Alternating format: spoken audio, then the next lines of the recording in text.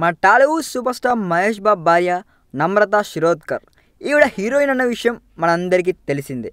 అప్పట్లో వంశీ మూవీలో జతకట్టిన వీరిద్దరూ మళ్ళీ ఆ తర్వాత ఏ మూవీలో కూడా కలిసి చేయలేదండి. మహేష్ నమ్రతల పెళ్లి జరిగాక వీరిద్దరిని తెరపై కలిసి చూసే అవకాశం ప్రేక్షకులకు రాలేదు. సూపర్ స్టార్ వైఫ్ అసలు కెమెరా ముందు నటించలేదని చెప్పాలండి. మళ్ళీ ఇన్నాళ్లకు నమ్రతను సినిమాల్లో చూసే అవకాశం రాబోతుందంటండోయ్. అది కూడా మహేష్ సినిమాలోనే కావడం ఇక్కడ స్పెషల్ అని చెప్పుకోవాలండి. ఈ మూవీ హీరోయిన్గా రకుల్ ప్రీత్ సింగ్ నటిస్తుండగా కొంతసేపు మాత్రమే ఉండే మరో హీరోయిన్ పాత్ర కూడా ఉంటుందంటండి. దీనికి నమ్రత అయితే బాగుంటుందని దర్శకుడు మురుగదాస్ అడిగితే నమ్రత ఓకే అంటే తనకు ఏ అభ్యంతరం లేదని చెప్పాడంట మన సూపర్ స్టార్ మహేష్ బాబు గారు.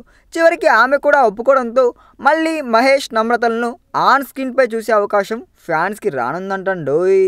మహేష్తో నమ్రత నటిస్తుందనగానే ఫ్యాన్స్లో బోల్డ్ అంత ఎగ్జైట్మెంట్ పెరిగిపోయిందండోయ్. అయితే ఫుల్ ఫ్లెడ్జ్డ్ రోల్ అయితే ఇంకా బాగుంటుందని వారి ఒపీనియన్ అంట. ఇక దాదాపు 100 కోట్ల బడ్జెట్తో తెరకెక్కుతున్న ఈ మూవీలో విలన్గా ఇప్పటికే ఎస్ జే సూర్యను, ఇప్పుడు ఇంకో హీరోయిన్గా నమ్రతను, మరి ఇంకెన్ని మార్పులతో చేర్పులతో మనకి ఇంకెన్ని షాకులు ఇస్తాడో ఈ మూవీ డైరెక్టర్. చూడాలండోయ్.